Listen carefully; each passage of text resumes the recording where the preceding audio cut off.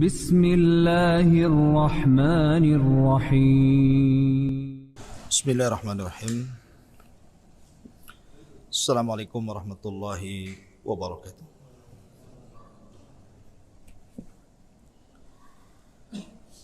Alhamdulillah wassalatu wassalamu ala Rasulillah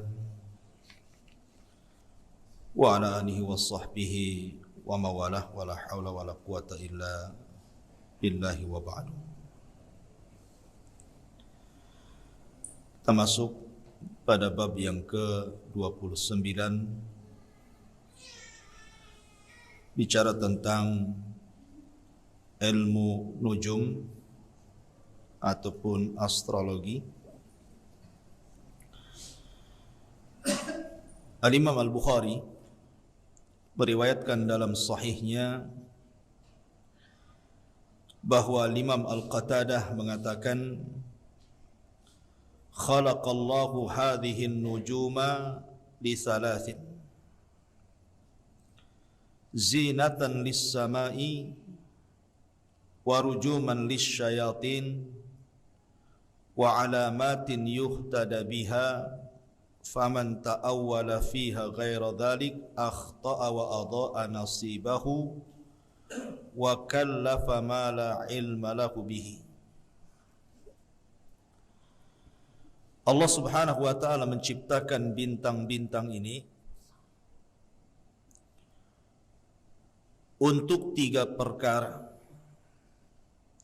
Pertama, sebagai hiasan langit. Yang kedua, sebagai alat pelempar syaitan. Dan yang ketiga, sebagai tanda-tanda arah dan yang semacamnya. Karena itu barang siapa dalam masalah ini berpendapat selain perkara tersebut, maka dia telah salah dan menyia-nyiakan nasibnya serta membebani diri dengan hal-hal di luar batas pengetahuannya. Taib. Diletakkan bab ini oleh pengarang tentang bab maja'a fi tanjim, bab yang datang dari Al-Quran dan Sunnah tentang hukum ilmu nujum. Karena ilmu nujum ini terbagi menjadi 2 hukum, makanya pengarang tidak menyebutkan hukumnya di sini. Biasanya kalau memang termasuk syirik, pengarang kitab ini selalu mengatakan minasyirki, termasuk kesyirikan ini dan itu. Tetapi di sini tidak disebutkan hukum dalam babnya, cuman maja'a fi tanjim. Apa-apa yang datang dari Al-Quran dan Sunnah yang bicara tentang ilmu nujum, karena ilmu nujum ada 2 jenis. Ada ilmu nujum yang diperbolehkan, ada ilmu nujum yang tidak dibolehkan, bahkan sampai kepada kesyirikan, mengeluarkan pelakunya dari Islam ataupun hanya sekedar syirik kecil.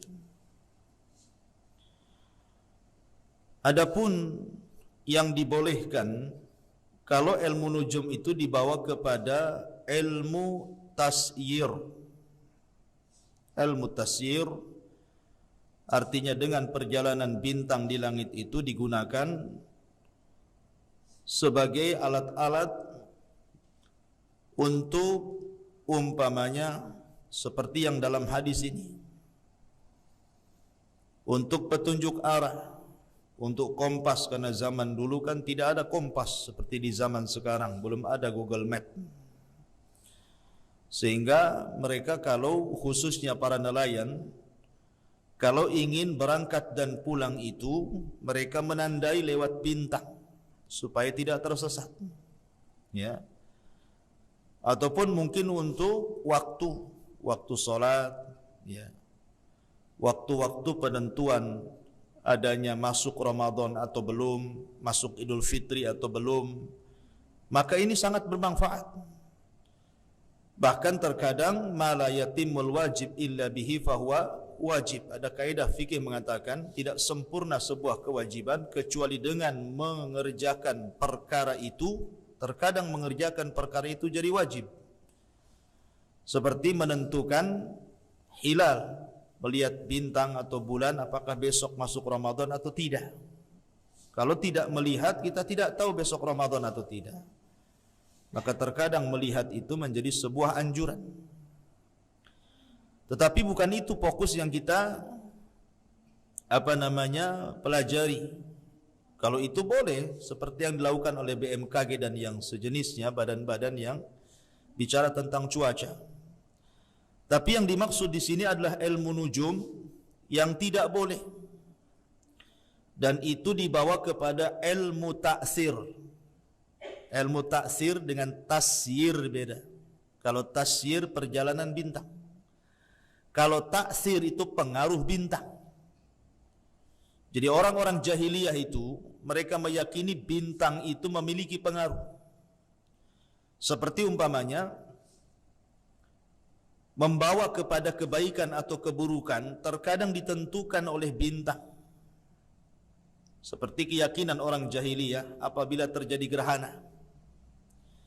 Orang jahiliyah menganggap apabila terjadi gerhana bulan ataupun matahari, mereka meyakini akan ada peristiwa buruk, peristiwa yang mendatangkan keburukan, atau peristiwa yang menjadikan orang-orang yang dianggap hebat menurut mereka akan meninggal atau mungkin akan lahir. Lah kebetulan ketika terjadi gerhana itu, wafatlah salah satu putra Rasulullah namanya Ibrahim. Sehingga sebagian para sahabat masih terpengaruh dengan tradisi jahiliyah. Maka Nabi SAW berceramah dan mengatakan sesungguhnya bulan dan juga matahari tidak mungkin keduanya terjadi gerhana karena hidupnya seseorang atau wafatnya seseorang. Tapi keduanya digerhanakan itu sebagai tanda-tanda kebesaran Allah yang Allah munculkan untuk disaksikan manusia agar manusia takut. Sehingga mereka salat, zikir, bersedekah dan begitu seterusnya. Maka dari situ Rasul mematahkan keyakinan orang-orang jahiliyah. Tidak ada masalah dengan bintang yang di langit itu. Karena Allah Subhanahu wa taala ciptakan mereka itu untuk 3 perkara. Pertama, untuk menghiasi langit. Kalau langit tidak ada bintang, tidak ada indah. Tidak akan indah langit tanpa bintang itu. Makanya terkadang orang membuat lampu-lampu gitu kan, karena meniru langit biar indah gitu ya. Tetapi tentu kuasa Allah jauh lebih indah dibandingkan manusia. Maka langit itu menjadi indah karena bintang. Kemudian yang kedua, sebagai pelempar syaitan. Makanya Allah Subhanahu wa taala berfirman, syuhuban lisyayatin. Bintang itu terkadang digunakan untuk melempar syaitan. Karena di zaman jahiliyah, setan-setan itu naik ke langit. Kemudian di langit punya maqaida lisam'i, pos-pos yang memang digunakan untuk mencuri dengar. Maka ketika diutusnya Nabi SAW, kemudian Allah fungsikan bintang itu melempari setan yang berusaha mencuri dengar wahyu, untuk supaya tidak tercampur mana wahyu, mana kalam syaitan. Maka tidak ada satupun yang mampu naik ke langit ketika itu. Baru setelah wafatnya Rasulullah, naik lagi dia sampai hari ini. Makanya kemudian tersebar lagi dunia perdukunan, ya, yang dulu pernah tersebar di zaman jahiliyah, tapi kemudian sempat padam ketika diutusnya Rasulullah, kemudian hidup lagi sejak wafatnya Rasul sampai hari ini semakin merebak. Ya. Kemudian yang ketiga, sebagai alat tadi untuk dijadikan kompas. Oh, arahnya ke sini, arahnya ke situ gitu ya. Hanya 3 ini saja fungsi bintang itu. Maka barang siapa yang memfungsikan bintang selain daripada 3 perkara, makanya kata Al-Qatadah, faman ta'awwala fiha ghaira dhalik akhta'a wa adha'a nasibahu wa kallafa ma la ilma lahu bihi. Maka barang siapa yang berpendapat selain 3 perkara itu, maka dia telah salah, menyia-nyiakan nasibnya, serta membebani diri dengan hal-hal yang di luar batas kemampuannya. Ada 3 hukum yang disebutkan para ulama tentang sekitar hukum nujum ini. Pertama, jatuh kepada kesyirikan yang merupakan syirkul akbar, dan Allah tidak akan mengampuni dosanya sampai dia bertobat. Pertama, ketika dia meyakini bahwa bintang itulah yang mendatangkan kebaikan dan juga mempengaruhi datangnya keburukan. Dia yakin bintang, gara-gara bintang itu, gara-gara bintang ini, betul-betul dia nasabkan kebaikan dan keburukan kepada bintang dan meniadakan Allah di sini, maka tidak ragu lagi hukumnya syirik besar. Yang kedua, menjadikan bintang itu sebagai alat untuk menerka-nerka yang gaib.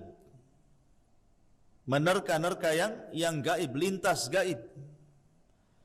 Karena terbiasa kita ini dulu sebelum ada internet, sebelum kita mampu mengakses YouTube, kemudian juga internet, biasanya kan banyak di koran-koran itu, ya, di situ dijual, isinya itu tentang masalah bintang-bintang, bintang ini, bintang itu, dan banyak orang yang berusaha membeli majalah, membeli koran hanya untuk mengetahui bintang apa dia.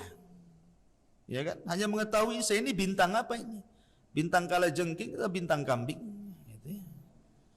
Ya, jadi hanya untuk mengetahui itu saja dia beli itu, sampai beli majalahnya dia pelajari itu. Kemudian dicocokkan dengan profesi dia. Ya, dengan gaya hidup dia dicocokkan itu.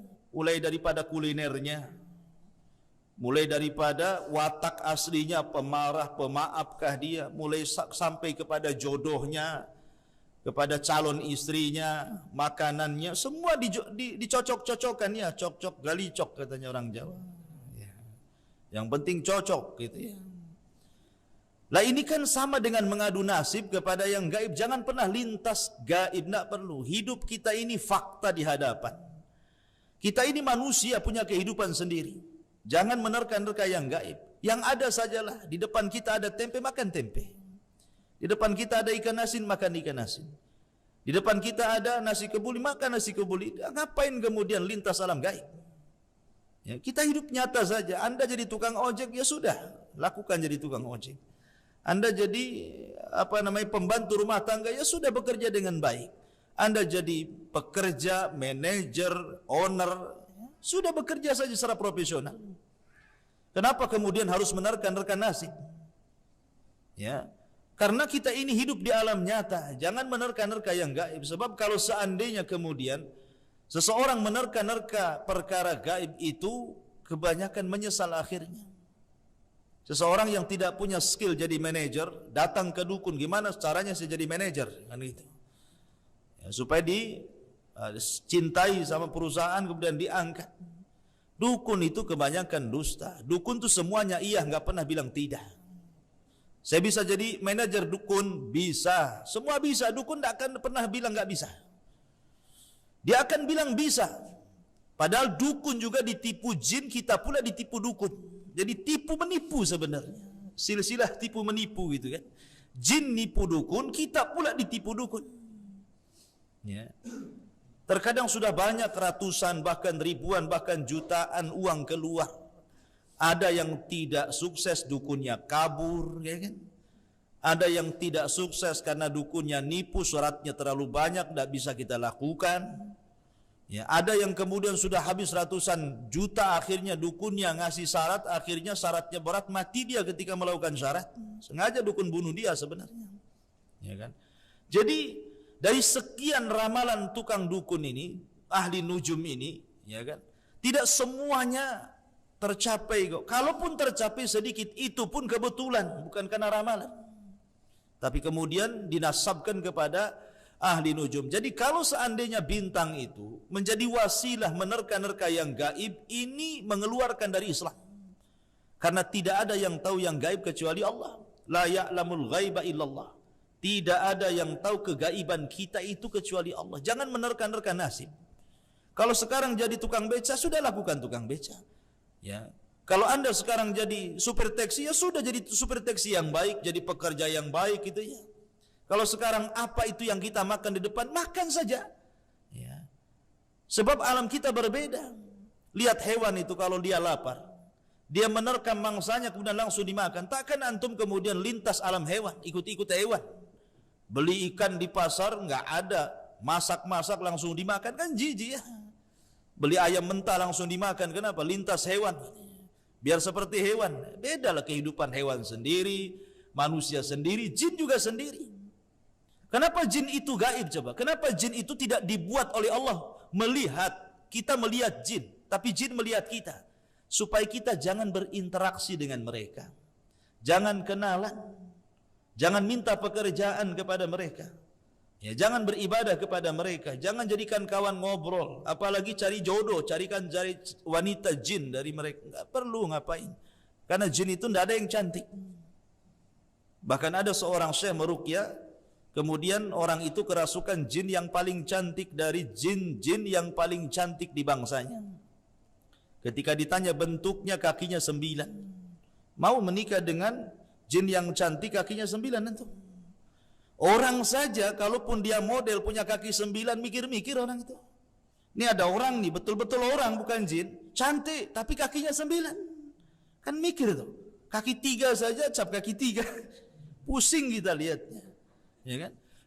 Apalagi 9 ya. Jadi biarlah kehidupan mereka. Jangan ganggu kehidupan mereka. Karena dulu zaman jahiliyah itu apabila seseorang safar, kemudian melintasi sebuah pohon yang menakutkan, daerah yang mengerikan gitu, menurut mereka angker sampai bulu semua berdiri gitu kan.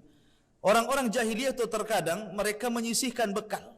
Jadi makanannya dibagi 2, kemudian separuhnya diletakkan di tempat yang keramat itu dan mengatakan, ini saya sisihkan untuk penghuni tempat ini, tolong jangan ganggu saya. Kan mubazir dibuang. Ya kan, siapa yang makan? Paling semut yang makan. Atau orang gila yang lewat yang makan. Ya kan? Sebenarnya di tempat itu kan nggak ada masalah. Kalaupun Anda duduk di situ, baring di situ, asal berani saja, mereka juga takut gitu ya. Tapi kalau Anda takut, mereka yang berani. Karena mereka itu yukhawifu ibadah. Memang tugasnya menakut-nakuti hambanya. Menakut-nakuti hamba Allah supaya takut. Kalau kita berani, mereka takut. Kalau kita yang takut, mereka yang berani kan itu ya. Jadi sekarang sebenarnya tes mental saja. Tes keberanian sebenarnya. Ya, tapi jangan pula kemudian kita seperti orang yang uka-uka itu. Antum tahu uka-uka itu? Cari tempat yang angker, kemudian antum berdiri di situ lama, dites keberanian. Bukan begitu tes berani. Ya. Itu ganggu sarangnya jin ya, antum kesurupan lah di situ. Ngapain ke situ? Ya. Jadi kalau seandainya bintang itu digunakan untuk wasilah seseorang itu mengetahui yang gaib, maka ini bisa keluar dari agama, bisa murtad. Ya, karena tidak ada yang tahu kegaiban kecuali Allah. Nabi saja, bahkan seluruh para nabi dan rasul diberikan ilmu tentang kegaiban itu hanya sedikit. Seperti Rasul ya bersabda kepada kita tentang apa yang akan berlaku di akhir zaman. Ya, akan berlaku keluar Dajjal, keluar Imam Mahdi, Ya'juj Ma'juj, dan yang itu kan perkara-perkara gaib. Tetapi karena Nabi SAW itu bicara dengan wahyu, bukan hawa nafsunya, yang ia bicarakan murni dari Allah Azza wa Jalla, ya kita yakin samina wa ata'na. Nah, kalau dukun siapa yang mewahyukan? Dia bukan Nabi. Ya jin setan yang mewahyukan, sehingga yang keluar hanya dusta dan dusta saja. Ini hukum yang kedua, kalau bintang digunakan untuk seseorang itu akhirnya mengaku yang gaib, bisa keluar dari agama. Kemudian yang ketiga, kalau ilmu perbintangan itu hanya sekedar menasabkan saja sebab terjadinya keburukan, sebab terjadinya kebaikan itu, saya yakin Allah yang buat. Ada buruk, ada baik, itu Allah. Cuma sebabnya lewat bintang. Maka kalau seandainya dia menjadikan sebab yang bukan sebab, ini tidak sampai kepada keluar dari Islam ataupun tidak sampai kepada syirik besar. Cuman dia masuk pada syirik kecil. Alasannya karena dia menjadikan sebab yang bukan sebab. Sebab kebaikan bukan karena ramalan bintang. Sebenarnya Anda pamannya seorang pekerja, ingin jadi manajer. Kemudian betul-betul Anda datang ke dukun, kemudian diangkat jadi manajer. Bukan berarti karena ramalan si dukun itu. Bukan. Karena berapa banyak orang-orang yang tidak percaya dukun tapi dia bekerja profesional, dia tanya ke perusahaan gitu kan. Kira-kira apa syarat-syaratnya jadi manajer? Saya ini harus seperti apa? Pendidikan apa yang harus saya tempuh? Saya akan bekerja secara keras dan profesional. Kalau Allah takdirkan jadi karena Allah itu suka seorang hamba kalau dia melakukan aktivitas amalan, dia mungkin dalam amalan itu. Ya, makanya bisnis yang mencela-mencela nggak pernah berhasil kan begitu. Tapi bisnis kalau ditekuni satu atau dua, rata-rata berhasil. Karena memang Allah senang apabila seorang hamba beramal, kemudian dia mungkinkan amalannya. Ya kan? Maka bukan karena datang ke dukun gitu ya. Kalau ingin naik pangkat ya harus jujur, profesional, bekerja dengan baik gitu ya. Bukan karena datang ke dukun kemudian besok diangkat. Ya, jadi itu harus dipahami bahwa ilmu nujum itu adalah ilmu yang berbahaya. Tentang mempelajari letak-letak peredaran bulan, Imam Qatadah menyatakan makruh, sedangkan Ibnu Uyainah tidak membolehkan. Demikian disebutkan oleh Al-Harab dari mereka. Tapi Imam Ahmad dan Ishaq memperbolehkan tersebut kalau yang dimaksud ilmu tasyir tadi. Seperti ya orang-orang BMKG itu kan memperakirakan cuaca dengan melihat bintang, langit dan begitu seterusnya dengan alat dan sudah dicoba dan itu sebuah kenyataan, maka ini bukan yang dimaksud ilmu nujum, tidak. Ya kan? Abu Musa menuturkan Rasul bersabda, "Salasatun la yadkhulunal jannah, mudminu khamrin wa musaddiqun bisihri wa qati'ur rahimin." Ada 3 jenis manusia yang tidak masuk ke dalam sorga. Satu, Rasul mengatakan mudminu khamrin, orang yang sudah gemar minum khamr, sudah kecanduan dia. Khamr dan sejenisnya ya, narkoba, itu termasuk khamr juga karena memabukkan. Kemudian yang kedua, orang yang mempercayai sihir. Orang yang mempercayai sihir, salah satunya adalah mempercayai kepada ilmu nujum. Karena barang siapa yang mempelajari sebagian daripada ilmu nujum, maka sesungguhnya dia telah mempelajari bagian daripada ilmu sihir. Ya, ada hadis yang mengatakan seperti itu. Siapa yang mempelajari bagian daripada ilmu nujum, maka dia telah mempelajari bagian daripada ilmu sihir. Ya. Zada mazada, semakin dia belajar semakin tinggi ilmu sihirnya. Jadi orang yang mempercayai sihir, orang yang mempercayai dukun, makanya ada hukumannya kan orang yang datang ke dukun itu.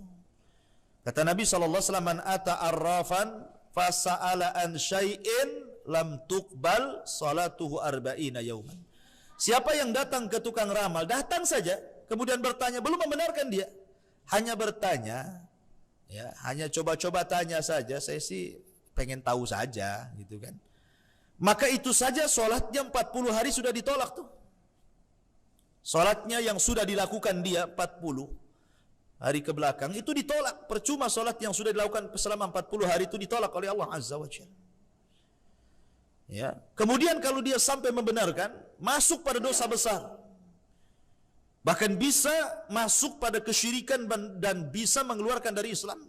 Kalau sampai membenarkan, karena Rasul mengatakan fasaddaqahu faqad bari'a an syariati Muhammadin sallallahu alaihi wasallam. Kalau dia sampai membenarkan, dia hakikatnya telah berlepas diri dari syariat Muhammad SAW. Mengingkari satu syariat bisa kafir. Ya, makanya bahaya, nggak usah datang ke dukun. Kalaupun mau datang ke dukun nggak apa-apa, hanya ngetes dukun nggak apa-apa, mengetes kedustaan dia. Masalahnya kalau kemudian antum datang ke dukun niatnya ngetes, antum pula dites dia, itu kan masalah. Lebih baik nggak usah lah, nggak usah ngetes ya. Nanti antum yang kena tes dia.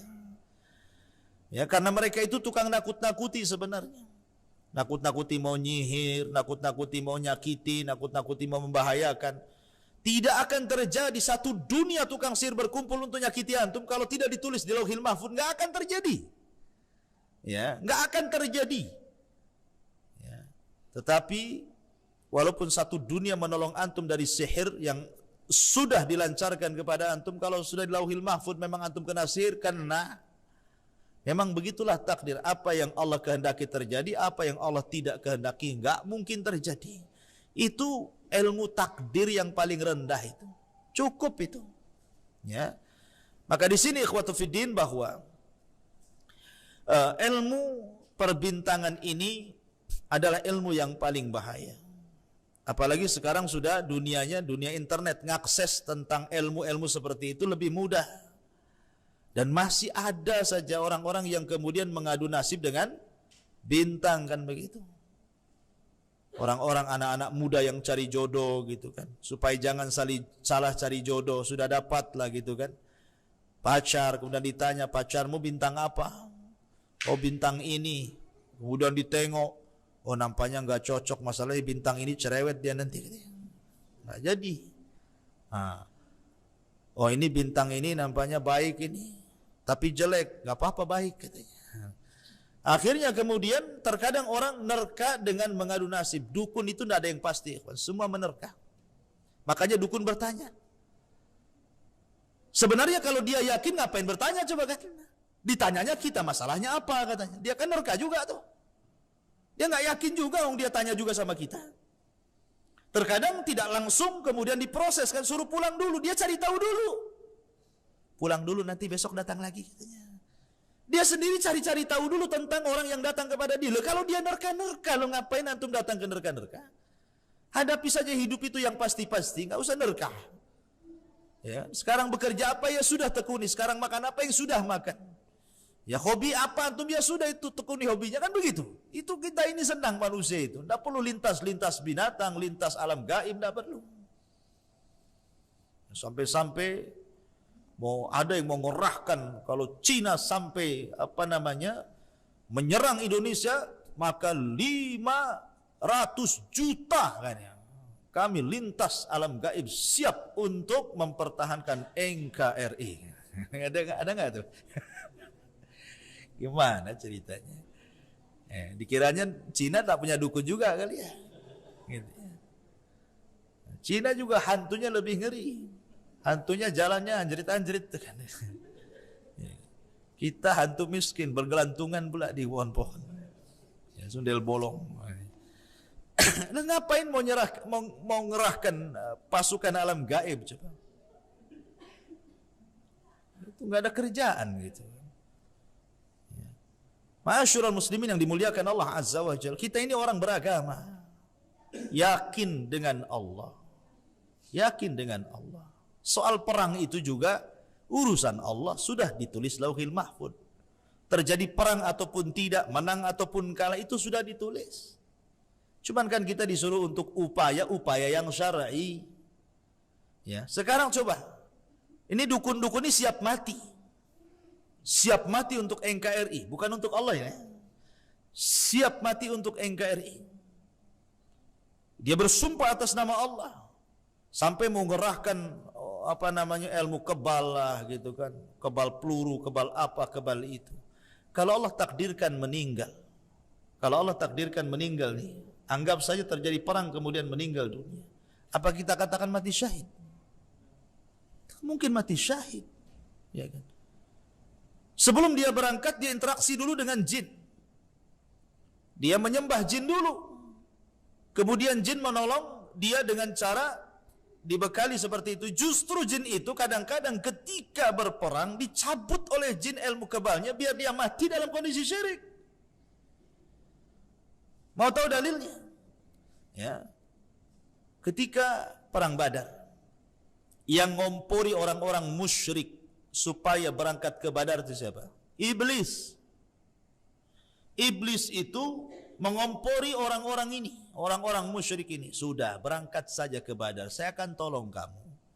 Nanti akan ada kekuatan lain yang akan datang, kamu pasti menang. Nah, coba. Ketika berhadap-hadapan betul-betul musuh, kemudian tentara Rasulullah SAW didukung oleh 5.000 malaikat.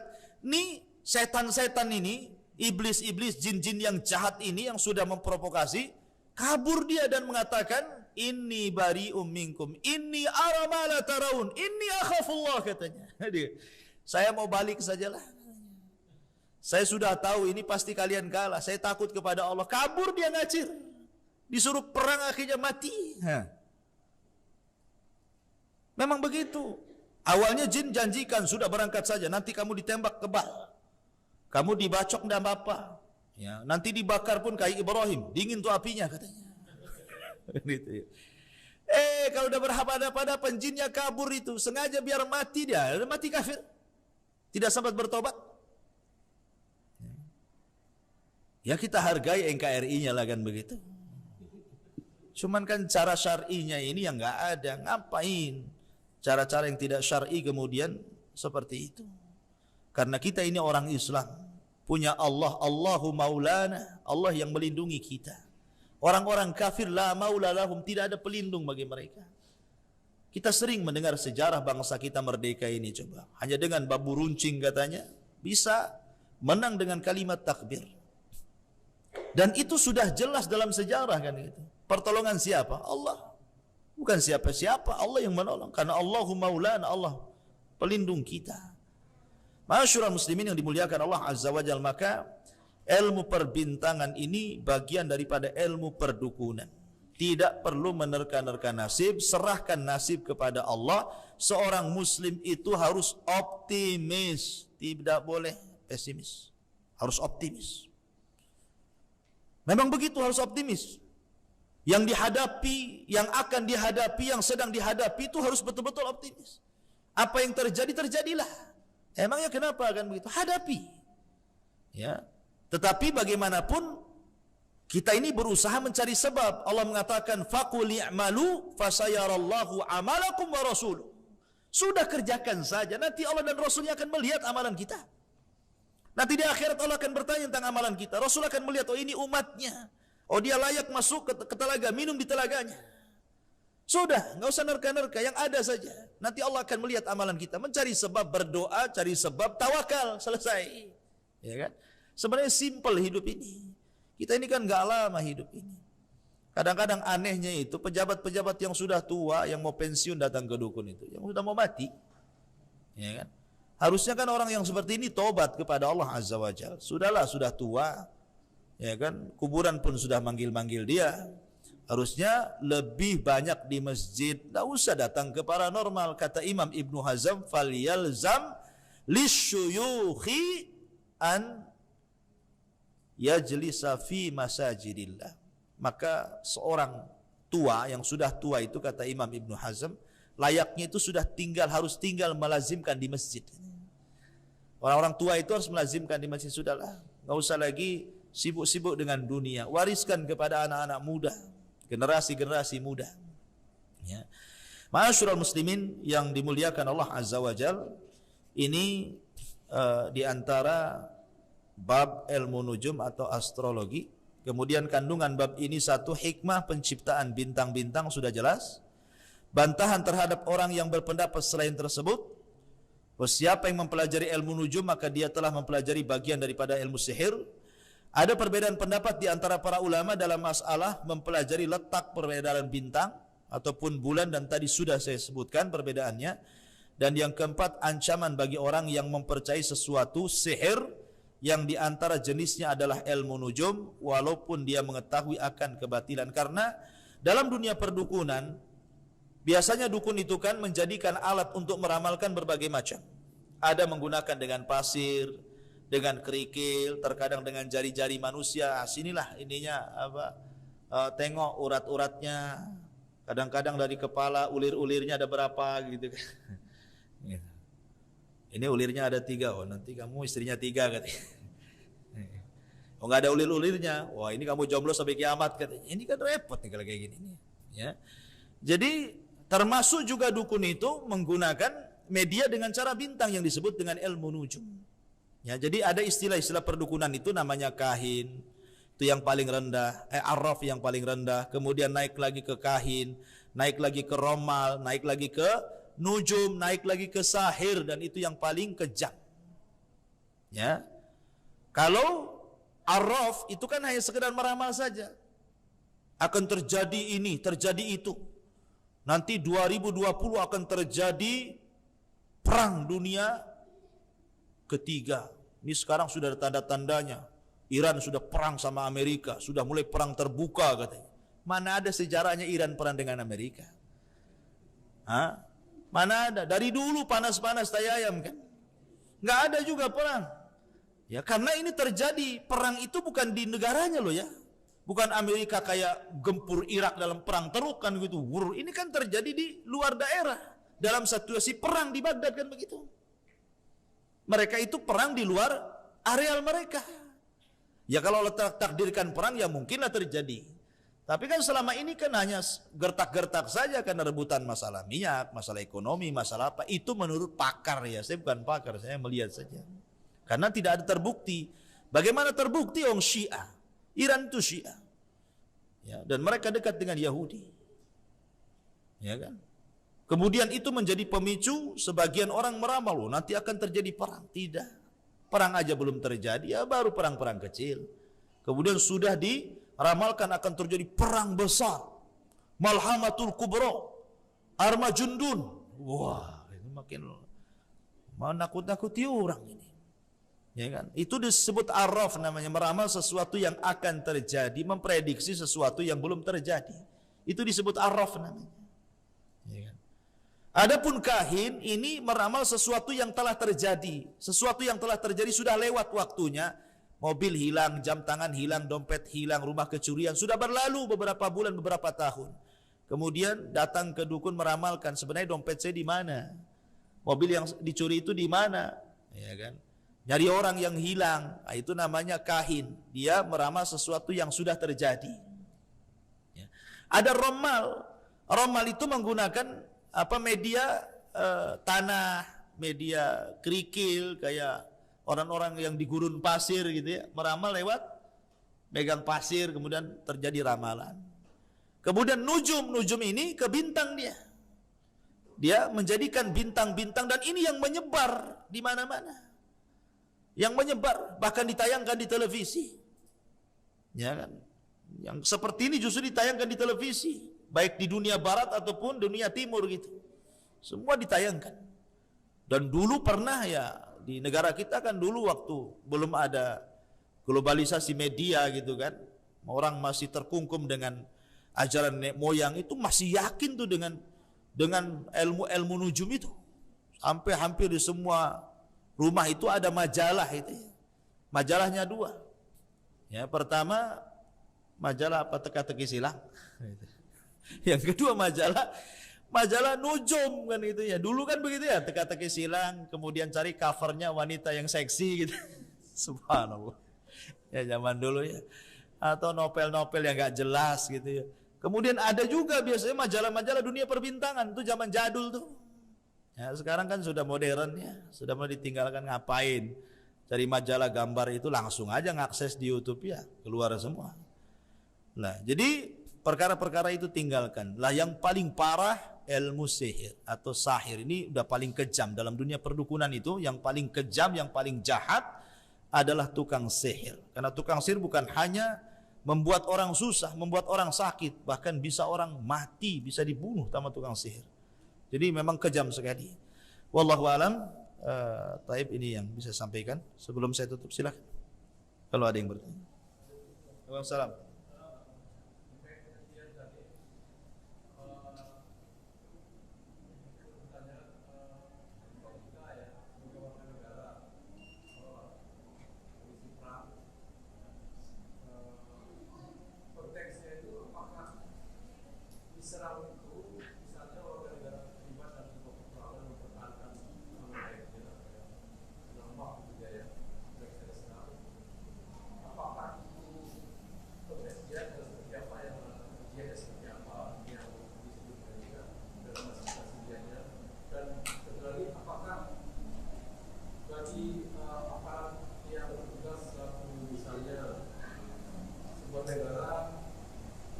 Menyerang, tapi kita pada negara kita menyuruh perintah negara, dan dia pasti dalam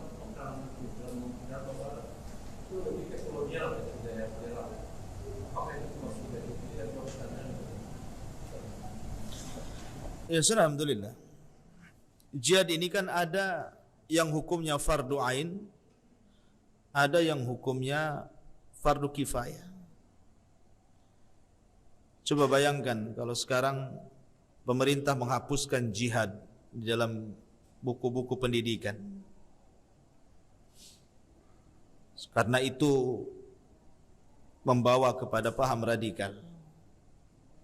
Kemudian hilanglah kalimat jihad. Kemudian keinginan jihad sudah tidak ada. Suatu ketika diserang, kira-kira apa yang terjadi? Apa namanya itu? Karena sudah tidak ada kalimat jihad. Akhirnya diganti dengan mempertahankan NKRI, kan begitu. Ya, intinya kan begitu, mempertahankan NKRI. Kenapa di zaman dulu orang siap mati dalam rangka jihad loh ya?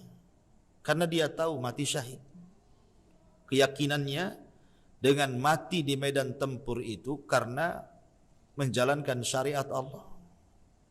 Dan itulah cita-cita para sahabat. Walaupun jihad itu memang perkara berat, tidak semua yang sanggup. Allah mengatakan, kutiba alaikumul qital wa huwa kurhun lakum. Diwajibkan kepada kalian untuk perang dan itu perkara yang kalian benci. Kenapa? Karena pertaruhannya nyawa.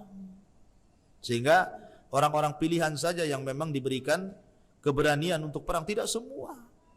Ada orang yang semangat Allahu Akbar perang sekali kena dengar bom, udah kayak kucing dilempar ini ya, air, udah berengut gitu kan, udah mau balik aja rasanya.